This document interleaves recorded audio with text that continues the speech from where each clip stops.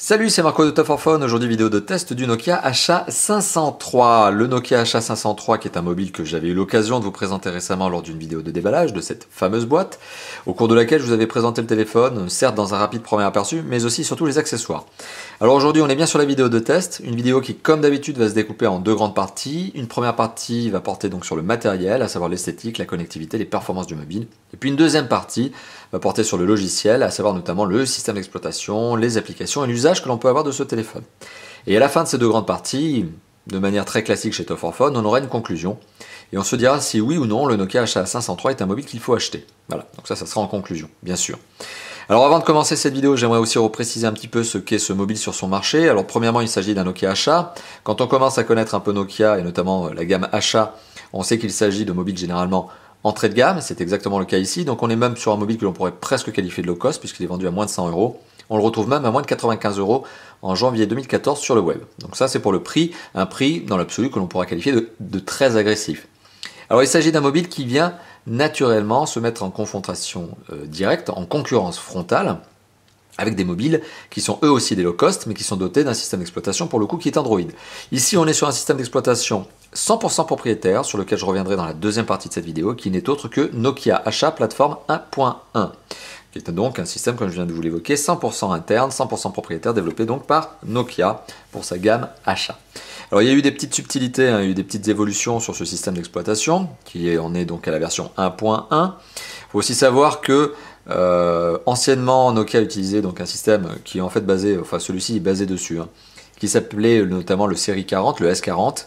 Bon, ça a pas mal évolué au niveau du design, vous allez le voir. Donc si vous connaissiez les HA notamment il y a 2 ans ou 3 ans, il y a plutôt 2 ans, vous allez voir que le système d'exploitation a déjà connu une forte évolution, on va dire même une révolution au niveau de son organisation.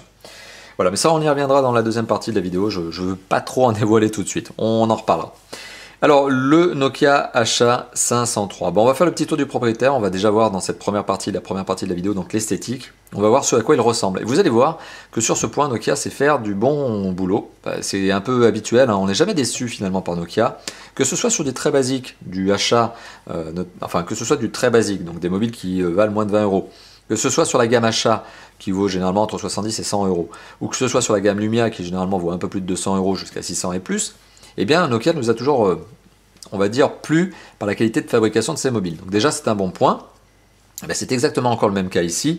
On est sur un téléphone qui est très bien fait. Alors, trêve de blabla, on va commencer à faire le petit tour du propriétaire et on se dira si oui ou non c'est un bon mobile au final. Mais alors, petite parenthèse juste pour vous repréciser un peu la chose, le Nokia HA503, vous le voyez au niveau de la proportion avec ma main, c'est un téléphone qui est compact. Il est petit.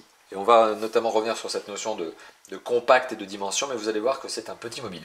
Alors, petit tour du propriétaire. Sur sa face avant, donc ce Nokia HA503 est doté d'un écran de 3 pouces. Bon, déjà c'est un petit écran, donc forcément ça permet aussi au téléphone d'être plus compact. Il a ici un bouton sensitif, bouton retour. Voilà. On a sur le haut un marquage Nokia, bon là-dessus rien de surprenant, et un écouteur. Bon, l'écouteur qui marchera très bien, sur lequel je reviendrai aussi d'ici quelques instants. Sur le dessus du mobile, on retrouve le jack 3.5 et on retrouve le micro USB qui permet de charger notamment le téléphone. C'est principalement sa destination. On retrouve également les boutons sur le côté du mobile. C'est un peu le style Lumia finalement. Alors on a des dimensions, enfin en tout cas des proportions qui vont très Lumia. La gamme qui est un peu plus moyenne gamme et haut de gamme, et ultra haut de gamme d'ailleurs.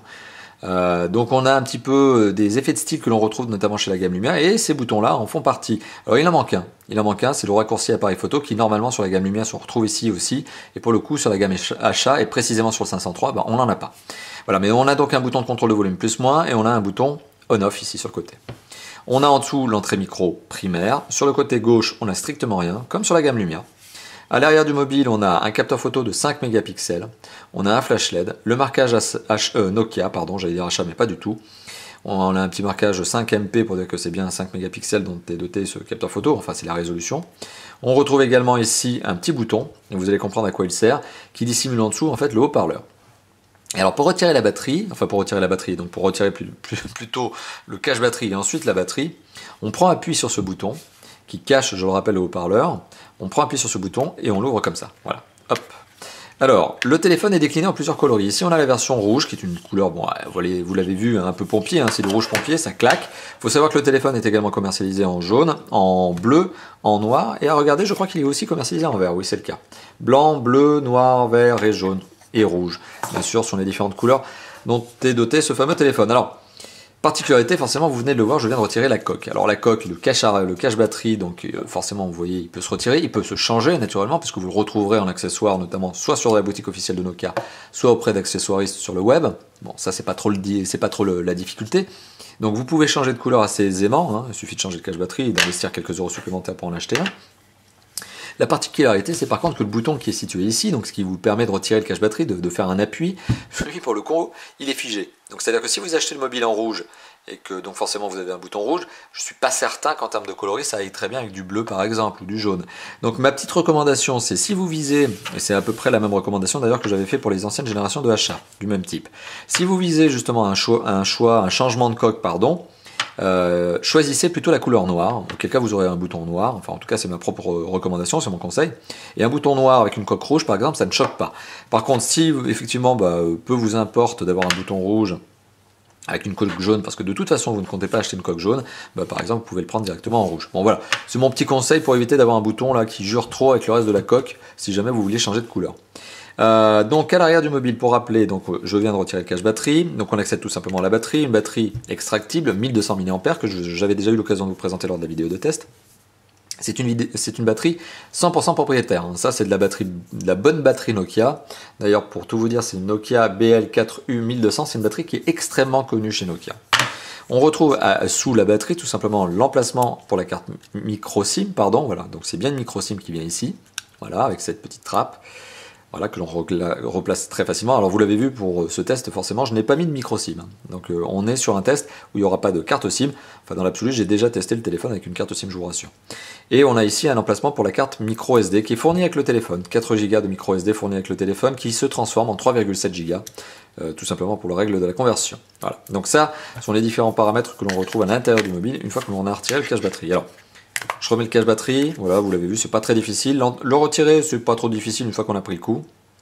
Et le remettre, c'est vraiment pas problématique. Alors, je rallume le téléphone, petit marquage Nokia qui s'allume, petit écran de démarrage Nokia. Je fais une petite phase de nettoyage. Voilà, ça évitera d'avoir les empreintes digitales. Alors, particularité, hein, je viens de vous le dire, hein, forcément, les empreintes digitales, ce téléphone marque énormément. Hein. Voilà, les empreintes digitales, bien là-dessus. Hein. Alors, on va laisser le téléphone s'allumer. Pendant ce temps-là, ça va me permettre de vous donner les dimensions. Vous voyez, c'est relativement rapide au niveau du démarrage, c'est pas trop le problème. Alors, au niveau des dimensions, c'est un téléphone compact. Alors, je vais le prendre en main pour vous montrer un petit peu au niveau de sa compacité. Vous voyez, c'est du petit téléphone. C'est même d'ailleurs son avantage principal. C'est que, étant donné qu'il a un écran de 3 pouces, forcément les dimensions sont raisonnables et forcément il tient parfaitement en main. C'est le genre de téléphone qui se glisse aussi parfaitement dans une poche. Là-dessus, impeccable. Les dimensions, 10,2 cm de long. Le temps de reprendre ma petite fiche pour éviter de vous dire des bêtises. Donc c'est 10,2 cm de long, 6,0 cm de large et on a 1,3 cm d'épaisseur. Alors petite particularité au niveau du design, vous l'aurez remarqué, et j'insiste bien là-dessus parce que finalement c'est l'un des très nombreux points forts du Nokia HA503, et je dis nombreux, je ne devrais pas dire nombreux, on en reparlera notamment en conclusion, d'ailleurs je suis en train de dévoiler un petit peu ce que j'en pense, mais l'un des points principaux de ce Nokia HA503 qui font son charme finalement, c'est ce design, et c'est notamment cette fameuse coque arrière qui est encerclée par un effet plexiglas. Donc c'est pas de la coque plastique brute que vous avez en fait, c'est une coque plastique, mais qui est recouverte, bon, le plexiglas ça reste du plastique, mais qui est recouverte par une couche de plastique pexi, légèrement transparente, ce qui donne un petit côté glaçon finalement au mobile. Vous voyez, on le voit notamment ici sur les arrondis de la coque, alors que le plexiglas lui est plutôt en angle, vous voyez. Donc ça donne un petit côté stylé au mobile. C'est d'ailleurs, à ma connaissance, le premier entrée de gamme qui est doté de cet effet de style. Voilà, donc c'est sympa, il est beau. Vraiment, c'est un téléphone qui est beau. Je le trouve vraiment sympathique pour ce côté design qui est très abouti. Encore une fois de plus, qualité de fabrication et niveau design, chez Nokia, on sait faire, c'est pas trop le problème. Alors, je parlais de la qualité de fabrication, on va parler de la rigidité notamment. C'est un téléphone qui est extrêmement rigide, dans le sens où il est compact, premièrement, et en plus il est doté d'une dalle qui est traitée spécifiquement, et vous allez comprendre pourquoi je vous dis ça. Alors, au niveau de la flexion, vraiment, c'est du solide, ça plie à peine, et quand je dis que ça plie à peine, c'est surtout que ça plie ici au niveau du cache batterie, mais le téléphone en lui-même ne subit pas de courbure, il n'y a pas d'effet. Donc c'est un mobile solide, ça c'est déjà un bon point. Enfin, en tout cas, il est rigide. C'est déjà un bon point. La dalle tactile, elle s'appuie sur une Corning Gorilla. Corning Gorilla 2.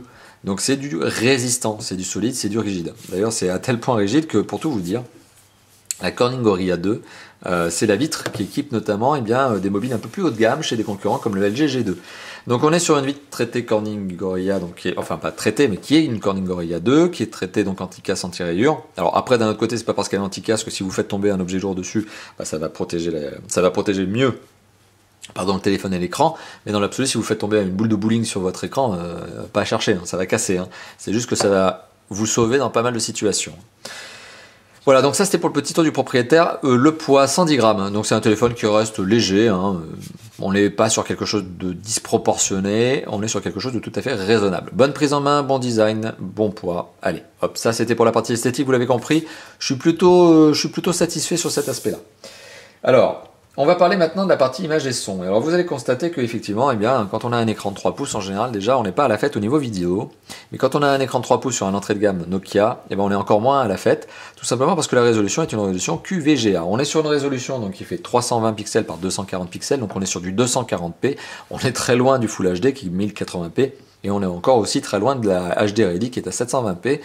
Et même encore du QHD qui est à 540p de mémoire. Donc on est sur un écran de 3 pouces. Très raisonnable, avec une résolution, on va dire, très raisonnable, pour pas dire méchamment qu'elle est limitée. Mais voilà, donc c'est un petit écran. Bon, on peut pas trop lui en demander. Donc forcément, côté vidéo, vous allez le voir d'ici quelques instants, c'est pas la fête. Côté son, ce téléphone forcément véhicule le son par 3 moyens. L'écouteur, le jack 3.5 et le haut-parleur qui se trouve, je le rappelle, ici, sous ce bouton. Alors, sur ces 3 points, le téléphone est plutôt satisfaisant. L'écouteur, c'est de nos jours, pas vraiment un problème. Rares sont les téléphones qui, en 2013 et 2014, ont montré des problèmes, des signes de faiblesse au niveau de l'écouteur. Donc, dans l'absolu, celui-là se sort pas plus mal que d'autres mobiles de la catégorie. Donc, l'écouteur est bon, vous entendez parfaitement votre interlocuteur. Le jack 3.5, tout à fait normal, il est bon, il vous donne un son tout à fait cohérent avec le son MP3, le titre MP3 que vous écoutez. À savoir notamment d'ailleurs que le jack 3.5 est au format CTIA et non pas OMTP, comme ça avait peut-être que ça avait, oula, je vais pas y arriver, que ça avait été le cas dans le passé, voilà, j'y arrive, chez Nokia. Bon, quoi qu'il en soit, vous m'avez compris, jack 3.5, CTIA. Pour le haut-parleur, alors on va vous le faire écouter, je vais vous le faire écouter, on va l'écouter tous ensemble. Il s'agit d'un haut-parleur qui montre une bonne puissance de son. Il y a de la puissance, il y a de la patate sur ce haut-parleur. Reste que le son manque peut-être un peu de netteté. Alors, je vais lancer une vidéo. Quoi de mieux que de lancer une vidéo justement pour que l'on puisse se faire une idée de l'image et notamment du son. C'est une vidéo réalisée par Nokia, donc dans l'absolu, normalement, elle est censée être au top du top, paramétrée au top, notamment pour que sur cet écran, elle claque bien. Vous allez voir que malgré tout, c'est pas à la fête. Et je vais aussi mettre le son à fond.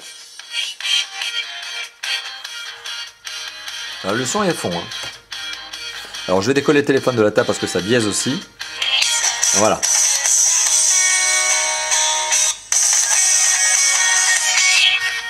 Donc vous l'avez entendu vous-même. Le problème de ce téléphone, c'est qu'il a beau avoir un son puissant, si vous collez le téléphone sur la table, c'est cuit. Le son perd au moins 2/3 de sa puissance. Voilà. Côté visuel, je vais relancer la vidéo pour vous montrer un petit peu ce que ça donne et on va s'accentuer là-dessus. Voilà. Donc je vais faire un petit zoom de la caméra sur l'écran, vous allez voir, hop.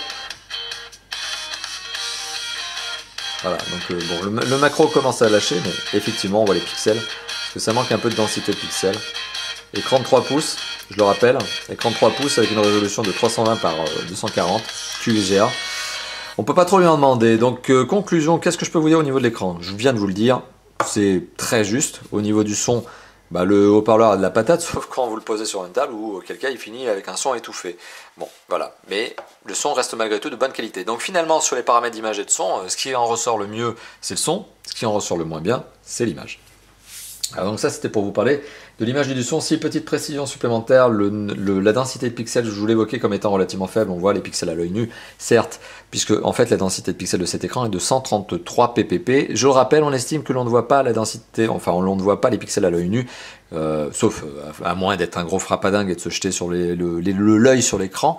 Mais tout simplement ici, on est sur un 133 ppp et il faut savoir qu'on estime que c'est à partir de 300 ppp que l'on ne voit plus les pixels à l'œil nu. Bon, voilà, tout ça pour resynthétiser la chose. Donc ça c'était pour l'image et le son. Maintenant on va parler des performances et vous allez voir on va aller assez rapidement là-dessus, tout simplement parce que primo ce téléphone, on ne peut pas faire de test en Antutu parce qu'il a un système d'exploitation propriétaire, donc ça n'existe pas en Antutu sur le store de la plateforme achat. Par contre, ce que je peux vous dire, c'est malgré tout, je peux vous dire que effectivement, il a un processeur qui est un monocore, donc monocœur, simple cœur de 1 GHz, et qu'il a de la RAM, je vais y arriver, 256 MO de RAM. Non, même pas, qu'est-ce que je dis? Vous voyez, je suis en train de vous dire une bêtise, et 256 MO, c'est la ROM, donc c'est la mémoire interne de stockage qui est complétée par la micro SD que je vous ai montré tout à l'heure. Mais si on prend la RAM, il y en a 128 MO. Donc, un processeur de 1 GHz, avec 128 MO, alors j'ai même pas les spécifications du processeur graphique, je ne le connais pas, mais on est clairement sur un téléphone qui aura du mal, même pas qui aura du mal, c'est un téléphone qui est incapable de faire tourner des jeux 3D. C'est impossible. Donc pour pallier à ce genre de choses, Nokia est quand même un constructeur qui est relativement sympa et il vous propose des jeux gratuits. Il y a des jeux donc qui sont offerts, qui sont des jeux 2D, des jeux un peu old school au niveau du design, mais qui peuvent vous permettre de passer un peu de temps et qui sont offerts par Nokia. Donc il y a du FIFA 13 notamment à la fin du menu vous envoyez, donc il y a du Wonder 2, etc. Bon, il y a tout un tas de petits jeux qui sont offerts par le constructeur. C'est un bon point, et puis il y a un store qui vous permet de télécharger des jeux supplémentaires. Forcément, il y en a qui sont gratuits, il y en a d'autres qui sont payants, comme d'habitude, vous vous en doutez. Voilà donc pour le jeu, ce qui est finalement la conséquence positive ou négative d'une performance plus ou moins forte. Là pour le coup on a des performances qui sont plutôt en retrait, forcément on a des capacités en jeu qui sont elles aussi en retrait, donc forcément jeu 2D, pas plus. Et de toute façon sur la plateforme achat, comme je viens de l'évoquer, on n'a pas de jeu 3D. Donc c'est une plateforme qui est codée un peu à l'ancienne, même si au niveau du design elle est propre, elle est belle, c'est une plateforme qui tout simplement tourne notamment, je crois, si ma mémoire est bonne, avec du Java. Donc bon, je suis pas un grand pro des langages informatiques, mais ouais, c'est bien du Java qui tourne derrière apparemment. Voilà, donc tout ça pour vous évoquer un petit peu ces performances. Donc je vais être très rapide, hein, vous voyez, très rapide sur les performances, parce que je n'ai pas grand chose à dire. On ne peut pas faire de scoring, et la seule chose que je peux vous dire, c'est qu'on fait tourner des jeux 2D, mais pas plus. Voilà, that's all. Alors maintenant, on va parler de la connectivité. Alors la connectivité, elle est satisfaisante, bon, comme d'habitude chez Nokia. Encore une fois de plus, ça fait partie des points forts de la marque, et c'est pas là-dessus qu'on prendra la marque en retrait. En défaut. Donc on est sur un téléphone qui est un quadriband GSM, vous l'amenez partout avec vous dans le monde pour émettre, recevoir vos appels et vos SMS. Pas de problème là-dessus. Au niveau de la connexion internet, on est sur du web mobile qui est doté, c'est une connexion mobile HSDPA, donc c'est du vrai 3G, c'est même du 3G+. On est sur une connexion Wi-Fi également, qui est activée notamment à l'occasion de ce test. On est en outre sur du Bluetooth 3.0, sur du AGPS. Alors précisément du AGPS, c'est pas du GPS, c'est du AGPS mais dans sa fonction AGPS. Pour être très très clair, pourquoi j'insiste sur cette notion là, c'est parce qu'il n'y a pas de puce GPS pour se localiser ce téléphone, et pour vous localiser donc au passage, ce téléphone va tout simplement utiliser les antennes cellulaires qui sont dans votre environnement, donc une sorte de triangulation finalement, et puis il va aussi utiliser les bornes Wi-Fi pour accroître la précision de localisation. Mais il n'y a pas de puce GPS, c'est par ce système de AGPS que ce téléphone va réussir à vous localiser. Ensuite, pour les autres normes de connectivité, comme je vous l'évoquais, on a du jack 3.5 au format CTIA. On a un micro USB qui est au format 2.0 si vous voulez l'utiliser pour faire de la synchro, mais bon, la principale destination c'est de faire de la charge. Mais bon, sait-on jamais pour la synchro, notamment pour mettre des MP3 dans votre téléphone. Vous avez un emplacement micro SD donc, qui est fourni avec le téléphone, qui est installé de base sur le téléphone, logique, mais qui aussi est complété par une micro SD de 4 Go qui vous est fourni gratuitement avec le téléphone, donc c'est quand même un bon point. Et on dispose d'un emplacement pour carte SIM, bon là aussi c'est un peu logique, mais qui est au format micro comme je vous l'ai évoqué tout à l'heure. Alors, sur la connectivité, donc forcément on n'est pas sur des paramètres qui sont négatifs. Les accroches sont même bonnes d'ailleurs, pour tout vous dire, que ce soit en Wi-Fi, que ce soit en GSM, que ce soit en web mobile. Sur les trois normes de connexion classiques, on est sur du bon. On est sur du bon et sur de la bonne accroche. Alors maintenant, il est temps de parler du débit d'absorption spécifique. Alors le débit d'absorption spécifique, c'est ce que l'on utilise notamment en Europe, dans l'Union européenne, pour mesurer, pour valoriser la capacité qu'a un téléphone à émettre peu ou beaucoup d'ondes. Alors le Nokia HA503, il faut savoir qu'il a un score quand même assez particulier. Alors je vais rentrer dans le détail d'ici quelques secondes, mais juste pour repréciser un petit peu ce qu'est le DAS, donc c'est la capacité qu'a un téléphone à émettre peu ou beaucoup d'ondes.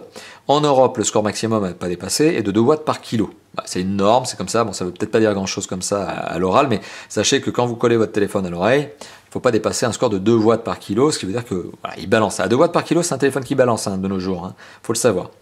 De nos jours, donc c'est janvier 2014, mais même plus largement en 2013, les téléphones arrivaient assez facilement à tomber en dessous des 1 watt par kilo, voire même pour certains haut de gamme, moyen de gamme, à tomber en dessous des 0,6, voire très très haut de gamme, à tomber à 0,3 et moins.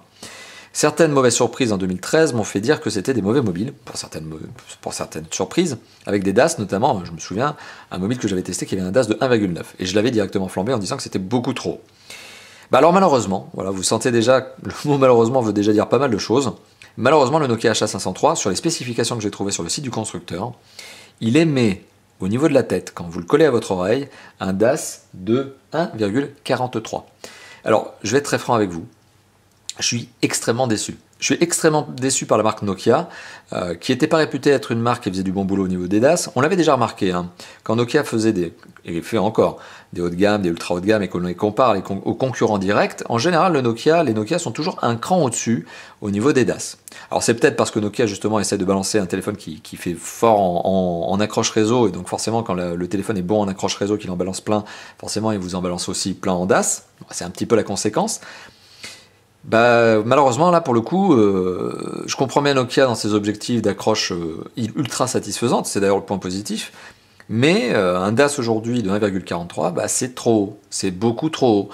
Je ne comprends pas comment Nokia a pu faire une erreur de ce niveau-là. Alors, certes, aujourd'hui, les consommateurs ne sont pas hyper vigilants à cette notion de DAS, parce qu'en général, c'est écrit un tout petit sur les feuilles des constructeurs ou un tout petit sur les feuilles des vendeurs lorsque vous allez acheter ça en boutique. Mais malgré tout, voilà, c'est haut, c'est haut. Alors, je ne veux pas dire que c'est une catastrophe, parce qu'on ne connaît pas encore le véritable risque que l'on a avec le DAS. On n'a pas suffisamment de recul, notamment dans l'Hexagone ou plus largement dans l'Union européenne, pour dire que le DAS est quelque chose qui est véritablement dangereux. Enfin, la capacité d'émission d'onde d'un mobile est dangereuse ou pas. Mais malgré tout, sur le papier, on a un principe de prudence quand même qui veut dire qu'on est obligé de le mesurer. Moi, personnellement, moralement, je suis obligé de vous le donner, ce fameux DAS, et c'est ce que je fais régulièrement. Et là, on est sur un DAS qui est clairement trop haut. C'est même aberrant. Voilà. Donc, désolé d'enfoncer le clou comme ça, et j'espère que les mecs de Nokia qui vont regarder cette vidéo vont pas crier au scandale. Mais moi, je vous le dis, effectivement, 1,43, c'est trop haut. Voilà. C'est tout. Alors maintenant, il est temps de passer à la deuxième partie de cette vidéo, du système d'exploitation. Alors le système d'exploitation, c'est un système, tout simplement, comme je vous l'ai évoqué, propriétaire. Donc 100% propriétaire, codé par Nokia, fait pour le Nokia. C'est tout. On est donc sur le Nokia HA Platform 1.1 pour être précis, donc l'évolution du Nokia HA Platform 1. C'est un peu de logique que l'on avait déjà trouvé sur d'autres mobiles précédents de Nokia HA. On est sur un système qui est tourné autour de deux panneaux. Et ça rappelle étonnamment et étrangement Windows Phone. Alors, étonnamment et étrangement bof, parce qu'il faut savoir que la gamme Lumia, vous le savez, de Nokia est uniquement composée de Windows Phone. C'est d'ailleurs, s'il y a un constructeur au monde qui travaille bien sur les Windows Phone, c'est Nokia. Voilà. Donc ici, on est avec le HA, un système d'exploitation qui est vraiment très ressemblant, très proche au niveau de l'organisation par rapport à un Windows Phone. Donc on a deux panneaux. Un panneau qui liste toutes les applications que vous avez. Voilà. Ça, c'est le panneau, on va dire liste, c'est le panneau menu. Voilà. Et on a un panneau accueil qui lui liste les applications que vous avez utilisées récemment et qui vous les classe par jour. Voilà. Donc notamment, on saura que jeudi, j'ai utilisé Facebook par exemple, et j'ai utilisé Just the Sun, donc le lecteur MP3 pour écouter de la musique. Cette fameuse musique. Alors, le panneau d'accueil est donc pratique dans le sens où si vous utilisez de manière récurrente et fréquente des applications, bah forcément vous allez les retrouver ici. Voilà, donc c'est une bonne note. Ça permet notamment de retrouver rapidement ces applications. Voilà. Donc après, on peut accéder assez facilement à sa galerie, vous le voyez. Là, on a la galerie. D'ailleurs, pour information, il y a les petites photos qui sont celles du testeur précédent, qui avait oublié d'effacer la carte mémoire. Bon, soit. Bon, tout ça pour vous dire qu'on est vraiment sur un système d'organisation qui est plutôt simple, plutôt efficace. Il n'y a pas grand chose à dire, parce que le système est vraiment efficace et simple, encore une fois de plus, mais il n'y a pas beaucoup de détails, il n'y a pas beaucoup d'applications, il n'y a pas beaucoup de jeux. Voilà. Donc on a un lecteur MP3 que je vous ai montré il y a quelques instants, qui est classé par morceaux, artistes, albums et liste de lecture, playlist. On a les applications des réseaux sociaux, Facebook, Twitter, on en a d'autres. On a des applications qui sont notamment un gestionnaire de fichiers, qui vous permet d'aller dans la mémoire du téléphone, un logiciel de prise de notes, voilà. Un logiciel, pour le coup il n'y a pas de notes, hein, j'ai vidé la mémoire, si ce n'est la carte micro SD. On a une fonction agenda qui vous permet tout simplement de regarder vos rendez-vous et de marquer des rendez-vous, enfin c'est un petit agenda de base. On a la fonction radio FM, car oui, ce téléphone est doté d'une radio FM. C'est pas une radio online, c'est bien une radio FM, c'est un tuner FM qui est dans ce téléphone, mais il faut le kit piéton pour bien sûr avoir la possibilité d'écouter de la musique radio FM là-dessus, tout simplement parce que le kit piéton, ou n'importe quel casque, va être utilisé d'ailleurs en antenne. Voilà, on a du enregistreur, donc du dictaphone, on a un compteur, bon ok, c'est mignonné. Ah, hop, bon ça c'est pour connaître vos consommations, et effectivement, forcément là j'ai pas de carte SIM, ça va pas être facile. Bon, on a d'autres applications de réseaux sociaux, eBuddy, WeChat, etc. Voilà, donc dans l'absolu, on a aussi du mail, on a aussi de l'internet, avec un grand L et un grand I apostrophe. apostrophe I, pardon. Voilà, hop. Hop. Donc vous allez voir que on est sur un navigateur internet qui est plutôt basique. Bon, mais après dans l'absolu, il fait son taf. Hein. Là aussi, pas trop de problème. Hop. Impossible de charger la page. Vérifiez si la date et l'heure sont correctement pareilles. Oh bon, bah voilà. Allez, hop, on va arrêter. Ça sera mon fail de la vidéo et ça sera même mon épique fail de la vidéo. Bon, ok. Effectivement, j'ai mal configuré le téléphone à ce niveau, au niveau de ce test. Non, il n'est pas 1h14 du matin quand je fais cette vidéo. Il est 22h45. Donc le téléphone est en train de me dire que je me suis planté sur la date. Ok, soit. Bon, passons. Quoi qu'il en soit, oui, vous avez un navigateur internet, vous avez une fonction téléphonique, vous avez une fonction répertoire, bon, vous avez une fonction journal d'appel. Du grand classique, on va pas s'enterrer là-dessus, le système d'exploitation est sympa, et honnêtement, je l'avais déjà testé, je vous l'avais déjà montré dans une vidéo de achat précédent, donc de test de achat, c'était le achat 501, et le système d'exploitation est quasiment le même, il y a du petit correctif dedans, mais ça ne change pas. Voilà. Donc système d'exploitation qui pour le coup est plutôt agréable, plutôt sympathique, plutôt bien fait pour un entrée de gamme. Voilà. Donc il est temps maintenant de parler de l'usage de ce téléphone. Alors l'usage de ce téléphone, on va le centrer notamment autour de 4 points principaux. Donc il y a l'appareil photo, la musique, bon je vous en ai parlé, donc finalement ça on va pas y revenir. Les jeux, je vous en ai parlé rapidement et on va pas les lancer parce qu'on va galérer comme pas possible. Et l'appareil photo, donc et l'autonomie. Alors l'autonomie de ce téléphone, elle est largement suffisante pour ce type d'usage. En fait c'est un téléphone qui va facilement dépasser la journée d'autonomie. Là-dessus il n'y a pas trop de soucis. L'appareil photo. Alors l'appareil photo, c'est une bonne blague. Là encore une fois de plus, je suis désolé avec nos amis de Nokia, mais le Nokia HA503, pardon, celui-ci donc, est revendiqué par le constructeur comme étant un mobile qui est doté d'un bon capteur photo. Alors j'imagine que oui, c'était un bon capteur photo en 2012, désolé là je suis en train de troller, mais en 2013 c'est pas vraiment le cas, et en 2014 c'est pas vraiment le cas, même sur un entrée de gamme. Faut arrêter d'exagérer cet aspect-là. On est sur un 5 mégapixels avec flash LED, et pour tout vous dire, j'ai pris des photos avec lui, bien sûr c'est un peu le but, et les photos étaient pas bonnes. Là, on a une luminosité qui est particulièrement satisfaisante parce que j'ai deux parapluies photo, deux parapluies lumière. Là, il faut savoir que je suis en condition studio pour faire les photos ici, pour faire la vidéo que vous êtes en train de regarder. Même comme ça, la captation, la prise de lumière par l'appareil photo était juste mauvaise. D'autant plus que voilà, il y a un certain nombre de lacs, de manques sur ce capteur photo. Donc franchement, ça prend des photos, mais basta quoi, c'est tout. Donc je suis désolé pour nos amis de Nokia, mais vous ne pouvez pas, chez Nokia, citer ce téléphone comme étant un vrai bon téléphone photo. Non, je suis désolé. Autant on peut dire que la gamme Lumia est dotée de vrais bons capteurs photo, c'est le cas du 920, c'est le cas du 925 de Lumia, enfin chez Lumia, c'est le cas du 1020, c'est le cas du 1520, qui sont tous des superbes photophones. Et là-dessus, Nokia nous a montré des téléphones, mais qui sont juste fabuleux. Autant sur le Nokia H503, il faut être un peu plus humble quand même et arrêter de dire que le capteur photo est un bon capteur photo. C'est pas vrai. C'est pas vrai, c'est un capteur photo qui fait 5 mégapixels et je suis désolé, moi les photos que j'ai prises, elles étaient pas bonnes. Elles étaient pas bonnes. Que ce soit en pleine lumière, avec la lumière que j'ai là, qui est en lumière condition studio, pardon, ou que ce soit avec de la lumière du jour classique, non, désolé, c'est pas bon. C'est pas bon. C'est vraiment pas satisfaisant. Voilà. Donc quand on essaie de quand on donne une promesse comme ça sur un mobile entrée de gamme dont on estime que c'est le point de différenciation par rapport à ses concurrents, il faut quand même être un minimum franc, quoi. Et là, c'est pas le cas, donc on n'est pas sur quelque chose de satisfaisant. Désolé. Voilà. Donc sur l'usage même du téléphone, alors on est maintenant pour sortir de ce troll que je viens de faire sur les capteurs photo, l'usage du téléphone. Est-ce que c'est un bon téléphone sur ces usages? Alors, et à qui se destine-t-il? C'est peut-être plutôt ça comme ça qu'il faut le tourner, mais alors c'est un usage qui est typiquement celui du particulier. Ce téléphone n'est absolument pas fait pour le professionnel. Je crois de toute façon, ça se voit de soi. Ça va de fait, pardon, ça se voit immédiatement, ça va de soi. On est sur un téléphone qui est compact, on est sur un téléphone avec un petit écran, on est sur un téléphone qui est doté d'un système d'exploitation propriétaire, donc généralement ça va vous poser des problèmes au niveau des responsables de réseau internes en entreprise, pour la configuration, etc. Ils sont pas fans du genre de système propriétaire. Ils aiment bien Android ou ils aiment bien iOS, voire Windows Phone, et ils s'arrêtent là. Ils vont pas aller plus loin. Donc un système propriétaire, en général, pour un responsable de parc téléphonique ou informatique dans une entreprise, en général, ça devient galère. Donc c'est un téléphone qui est strictement réservé au marché des particuliers, et ça va de soi, et c'est de fait. Voilà, c'est comme ça. Et c'est un téléphone qui vous offrira donc un bon lecteur MP3, là-dessus il n'y a pas trop de problème, une bonne radio FM, et c'est tout. Vous avez quelques jeux 2D, bon, c'est cadeau, c'est mignon, quoi, c'est sympa, mais c'est tout. Donc voilà, donc c'est un téléphone qui dans l'usage est un téléphone qui se rapproche plutôt du basique que plutôt du vrai smartphone. Alors vous pouvez faire de l'internet, mais c'est tout. Vous pouvez faire un peu de mail, etc. D'accord, ok, vous avez les réseaux sociaux, c'est très bien.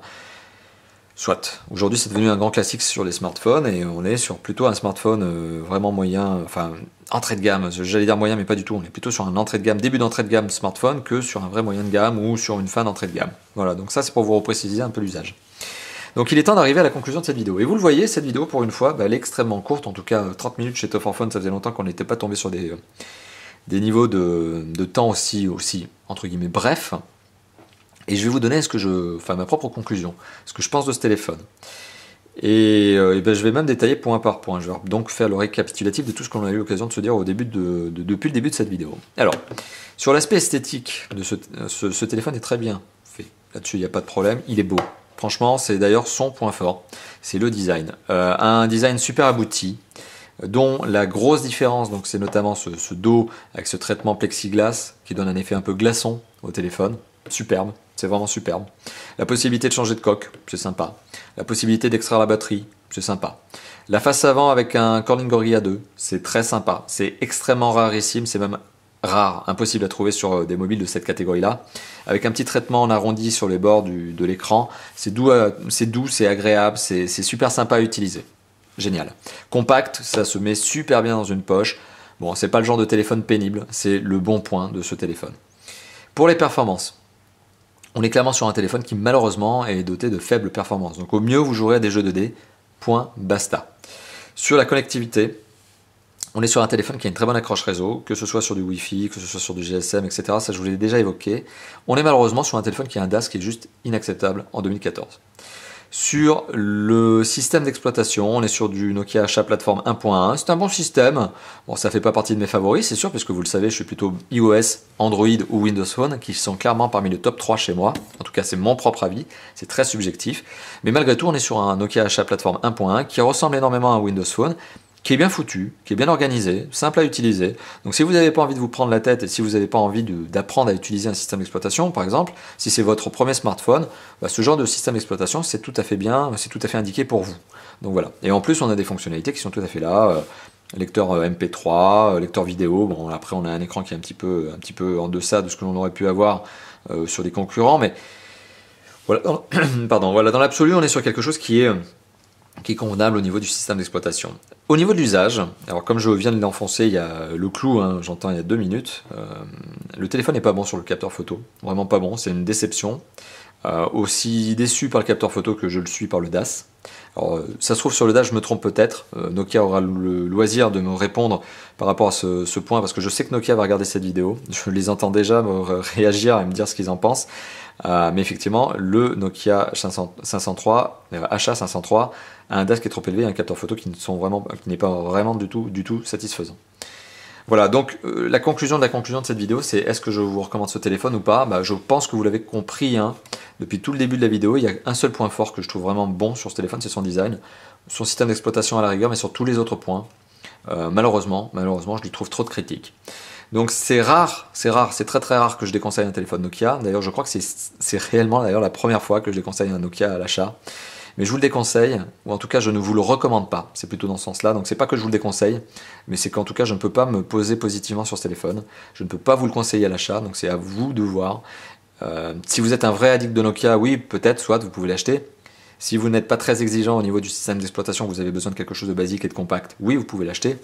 Mais si malheureusement vous recherchez un téléphone qui a un bel écran, si vous recherchez des performances, si vous recherchez la possibilité de jouer à des jeux 3D, même des petits jeux 3D, sachez que malheureusement en face de ce Nokia HA503, et c'est son gros problème, et c'est pas moi qui l'ai fait ce problème, c'est Nokia qui l'a conçu, c'est que ce téléphone malheureusement s'affronte en frontal, c'est vraiment de la concurrence frontale, c'est direct sur le marché, avec des téléphones qui sont des téléphones de marque concurrente, qui sont peut-être des téléphones moins prestigieux en marque que Nokia, parce que Nokia est une marque très prestigieuse, mais qui sont des téléphones qui valent moins de 100 € et qui pourtant sont dotés de systèmes d'exploitation Android qui marchent très bien, qui ont des performances largement suffisantes pour faire tourner des jeux 3D, etc., qui ont des écrans plus grands, qui ont des résolutions meilleures.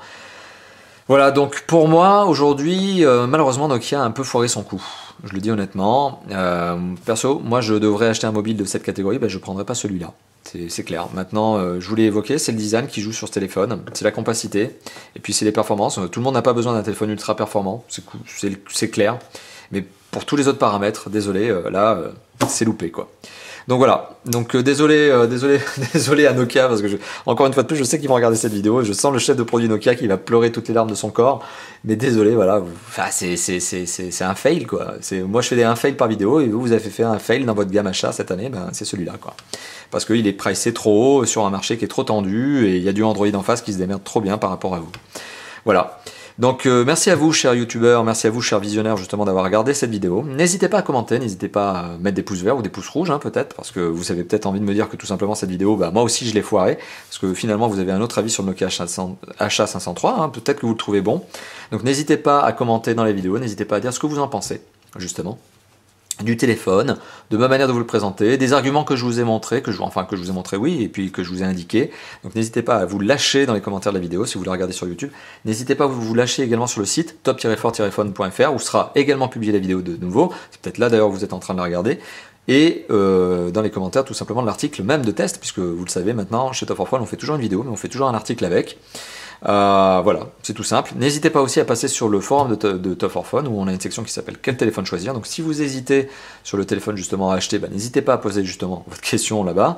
Et deux autres endroits où nous retrouver notre Facebook, où je vous donne tout simplement notre Facebook, donc où je vous donne tout simplement le planning de test de l'équipe de Top 4 Phone. Et le Twitter, notre Twitter tout simplement aussi, où j'interagis avec vous de manière régulière sur des questions que vous pourriez poser, sur des réactions que vous voudriez faire notamment au niveau des tests, etc. Voilà. Merci d'avoir visionné cette vidéo. Toutes mes excuses à Nokia pour avoir défoncé ce téléphone, mais malheureusement là pour le coup, il n'y a pas grand chose d'autre à dire, hein, c'est pas terrible. Et voilà, et je vous dis à bientôt pour d'autres tests. N'hésitez pas à commenter, ça me ferait vraiment plaisir d'avoir vos réactions sur justement ce test et particulièrement ce mobile. Je vous attends là-dessus. Allez, à bientôt. Ciao, ciao.